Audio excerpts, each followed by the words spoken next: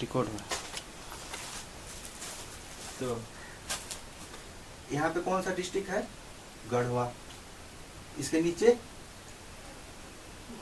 लातेहार, यहाँ पे पलामू। लातेहार से नीचे इस आसपास क्या है?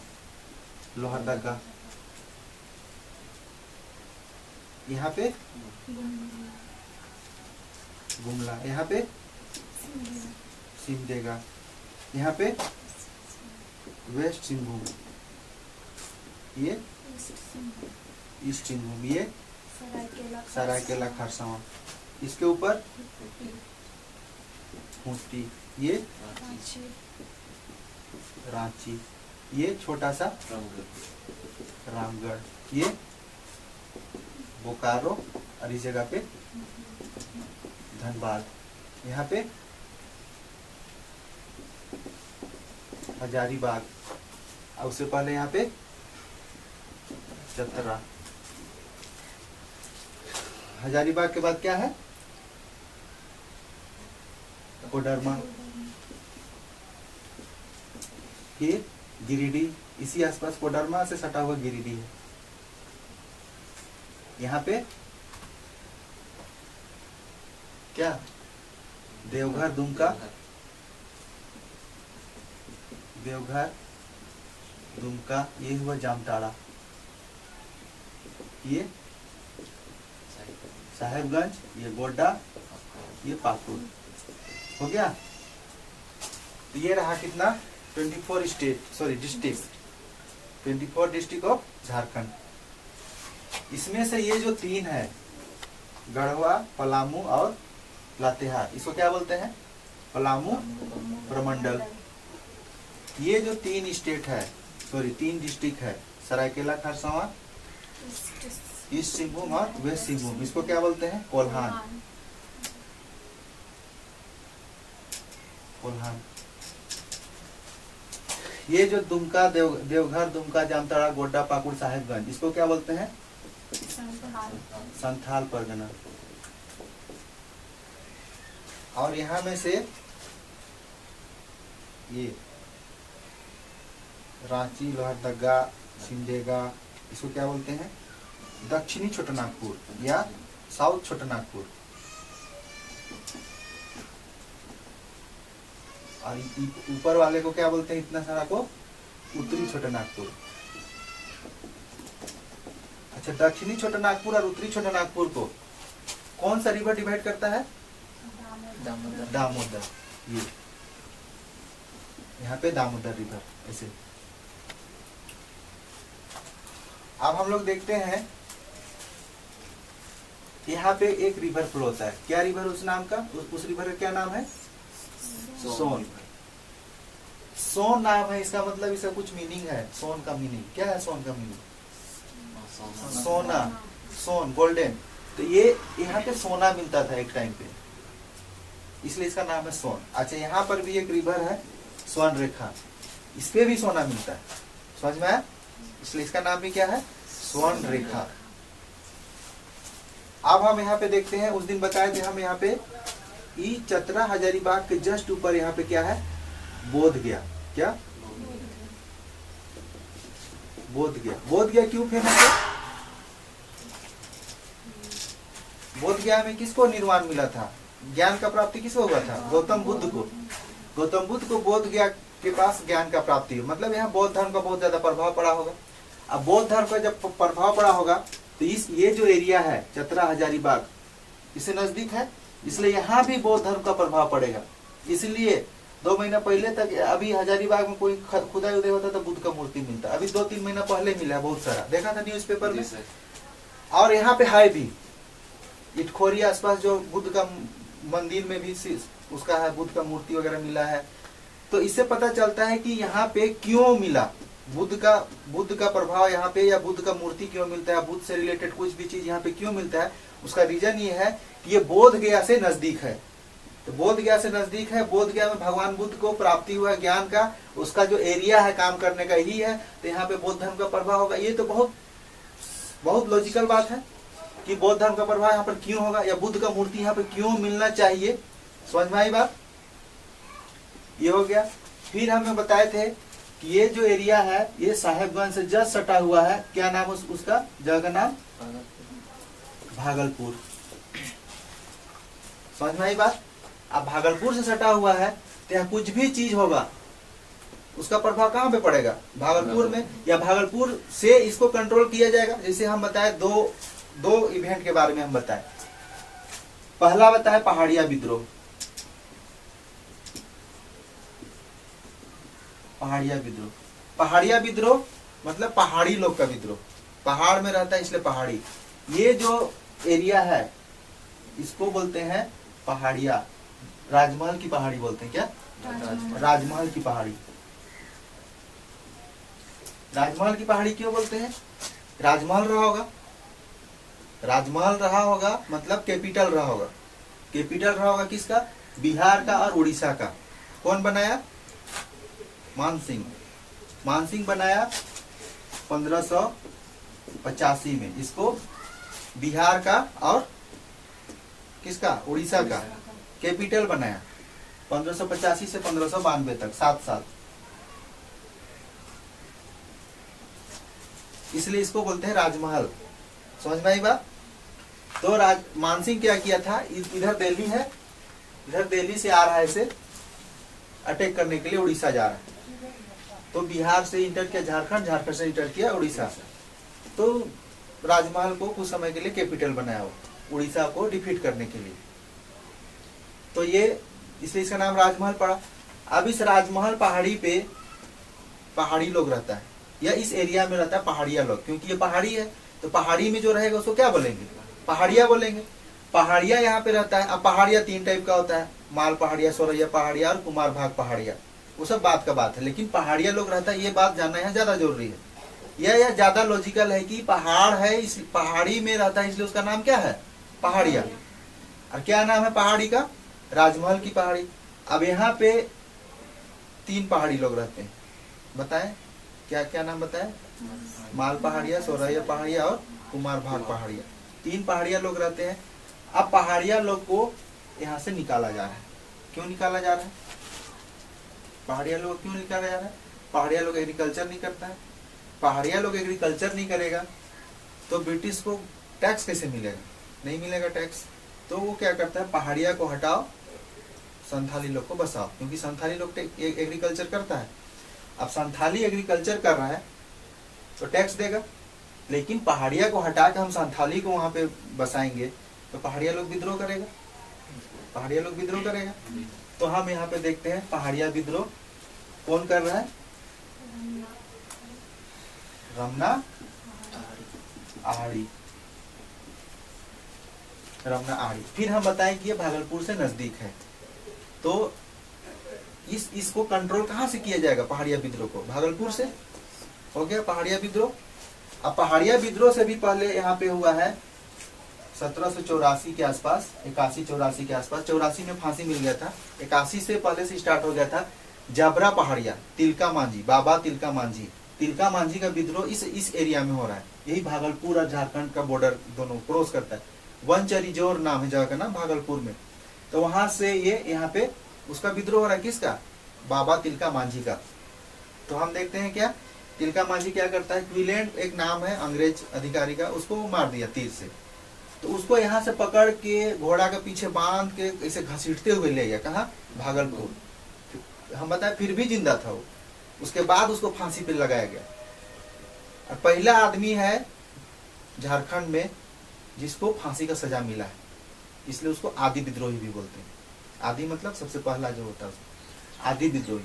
कौन? बाबा तिलका मांझी। और इसी के नाम पे जो भागलपुर यूनिवर्सिटी था उसका नाम क्या कर दिया गया? बाबा तिलका मांझी यूनिवर्सिटी। अब हम ये चीज देखते हैं कि यहाँ पे संथाल परगना में सिद्धू कान्हू यूनिवर्सिटी बना, क्योंकि सिद्धू कान्हू भी संथाल था। तो यहाँ पे सिद्धू कान्हू यूनिवर्सिटी बना।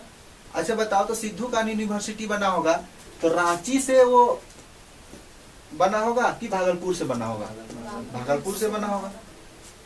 यूनिवर्सिटी में क्या देखते हैं ना, जो नजदीक होता है वहीं से बनेगा। समझ में आया बात?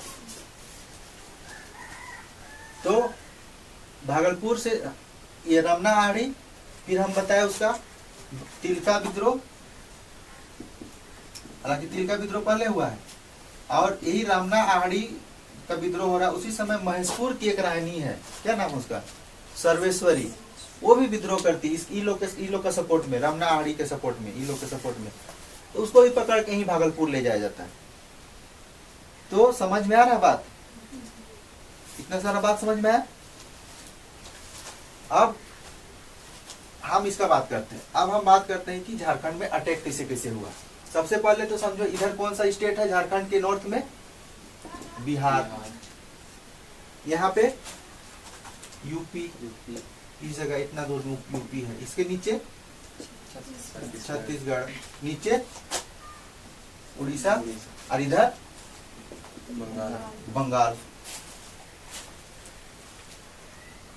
अब यहाँ पे थोड़ा समझना ये है कि सोन रिवर है और ऐसे एक माउंटेन रेंज गुजरा है, क्या नाम है उसका, विंध्याचल रेंज, जो एमपी इस आसपास, झारखंड से नीचे एमपी है ना, ऐसे नीचे से होते हुए ऐसे गया, समझ में आया। और विंध्याचल रेंज है, और ऊपर में यहाँ पे कैमूर रेंज है, समझ में आ रहा बात। विंध्याचल रेंज और इधर इस आसपास कौन सा रेंज है, कैमूर रेंज, बहुत लंबा। बिहार सासाराम पहुंचने से पहले 60-70 किलोमीटर पहले से ही जो मिलना स्टार्ट होता है, वो सासाराम क्रॉस होने के बाद भी मिलता है कैमूर रेंज, समझ में आई बात।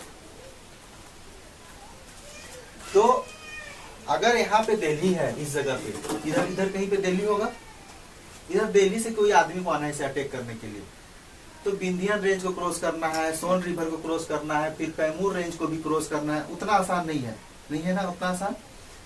तो हम देखते हैं क्या, यहाँ इस एरिया पे अटैक कम होता है, सारा अटैक होगा झारखंड में, यहाँ से चतरा से होगा, इसीलिए चतरा को क्या बोलते हैं, झारखंड का प्रवेश द्वार। झारखंड में एंटर करना है, इधर मुश्किल रास्ता है, ऐसा नहीं है कि मुश्किल है इसका मतलब नहीं होगा, वैसा बात नहीं है, होगा, लेकिन इसके कंपैरिजन में मुश्किल है। चतरा के कंपैरिजन में इधर से इंटर करना क्या है, थोड़ा सा मुश्किल है, इसलिए मुश्किल है तो चतरा से इंटर करेगा।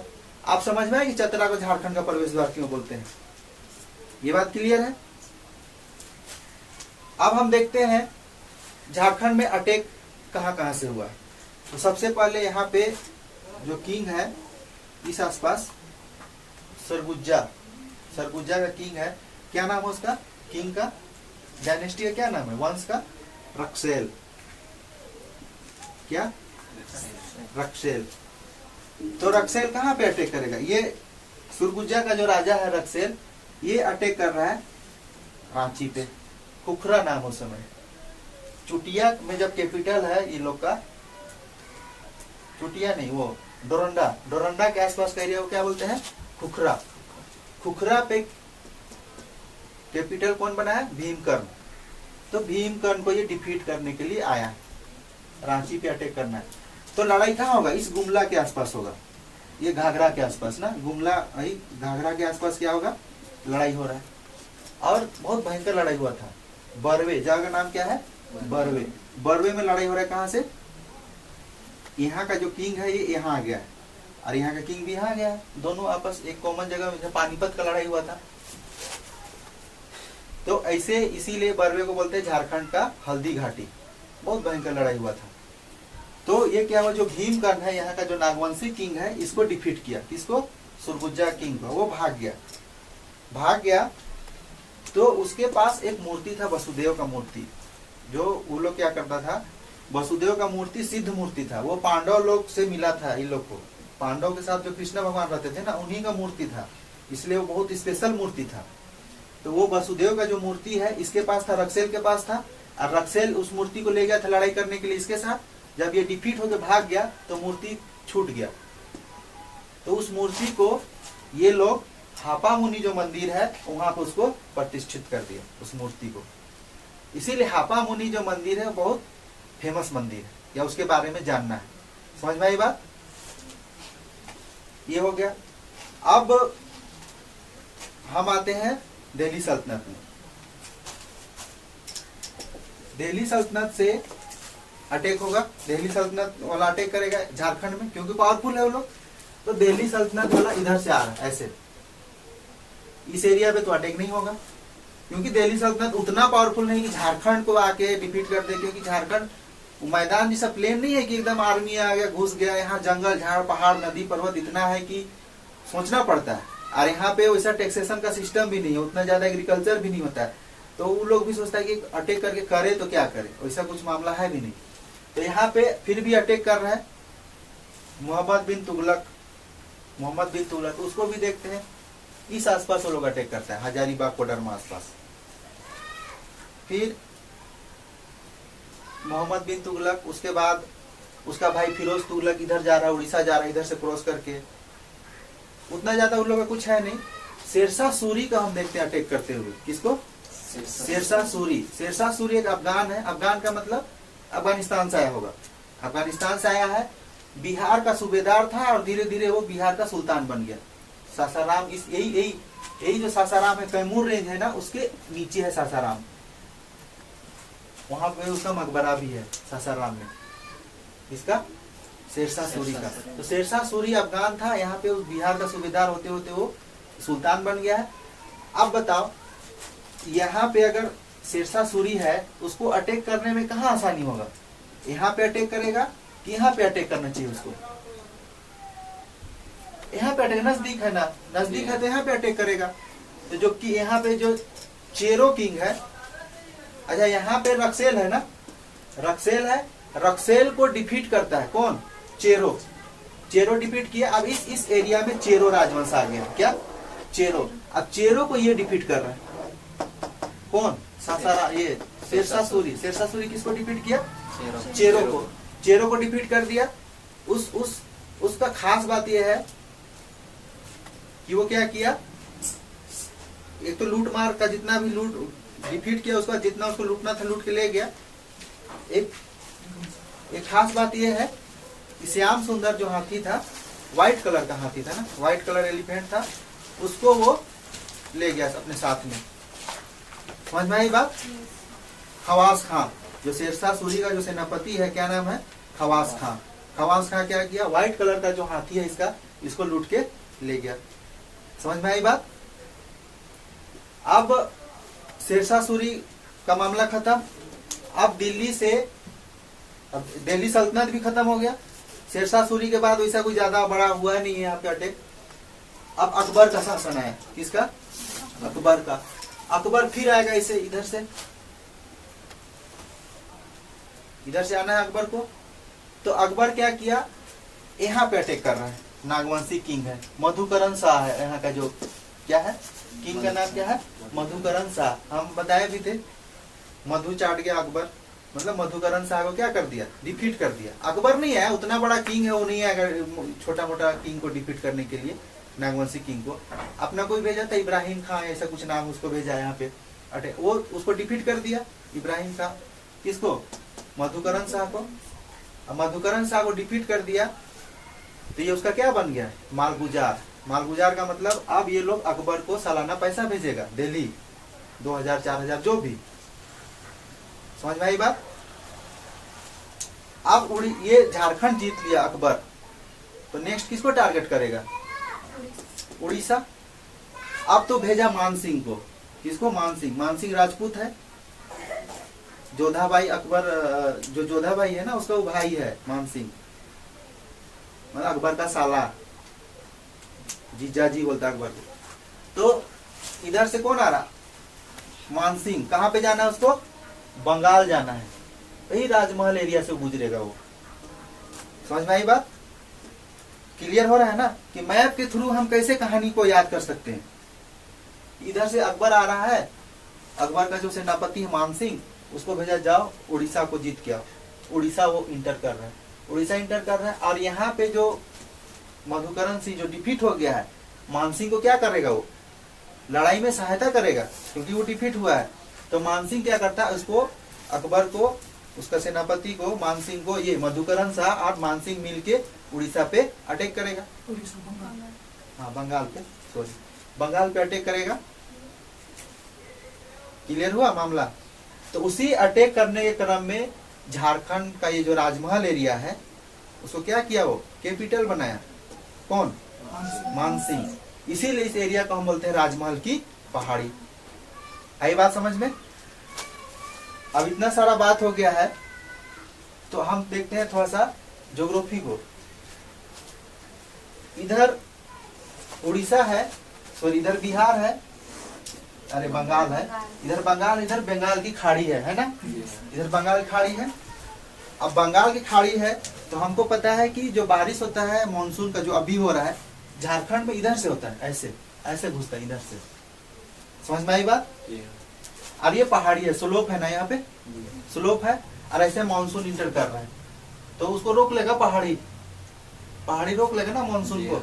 यहाँ पे खूब वर्षा होगा और ये स्लोप भी है तो सारा मिट्टी क्या होगा, बह गया, बचेगा क्या, मोरम मिट्टी, मोरम मिट्टी बचेगा ना। मोरम मिट्टी एकदम रेड होता है, एकदम रेड। ईटा का जो कलर का होता है, ईटा का जो कलर होता है वही मोरम मिट्टी का भी होता है, उसको मोरम मिट्टी बोलते हैं। गुड़ मिट्टी भी बोलते हैं उसको। रोड वगैरह बनता है तो सबसे पहले उसी को देते हैं।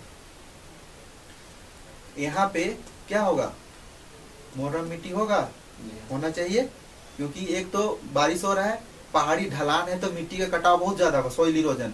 इसलिए यहाँ पे हम कैसा मिट्टी मिलेगा हमको, लेटराइट सॉइल। समझ में आई बात?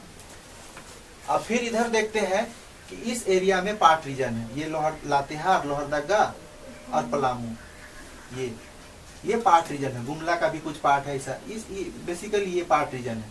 पार्ट रीजन कैसा होता है, ऐसा टेबल लाइक स्ट्रक्चर, ऊंचा होता है, तो ये पार्ट रीजन है। अब हम जब झारखंड ज्योग्राफी पढ़ रहे थे तब बताया इधर से वेस्टर्ली फ्लो होता है। क्या वेस्टर्ली फ्लो हो रहा है ना, वेस्टर्ली फ्लो हो रहा है। कब फ्लो होता है वेस्टर्ली, स्ट्रॉन्ग कब होता है? अच्छा, स्ट्रॉन्ग वो हमेशा रहता है, जनवरी दिसंबर में ज्यादा स्ट्रॉन्ग होता है, दिसंबर जनवरी में। और उसी वेस्टर्ली की वजह से वो मेडिटेरेनियन के ऊपर से वेस्टर्ली फ्लो होके आ रहा है। मेडिटेरेनियन में डिस्टर्बेंस होता है, मेडिटेरेनियन के ऊपर हम बताए थे, ऊपर से कोल्ड करंट और नीचे से हॉट, ऊपर से हॉट वेव, नीचे से कोल्ड वेव, सॉरी ऊपर से कोल्ड, नीचे से हॉट, और दोनों मिला तो डिस्टर्बेंस जनरेट हुआ।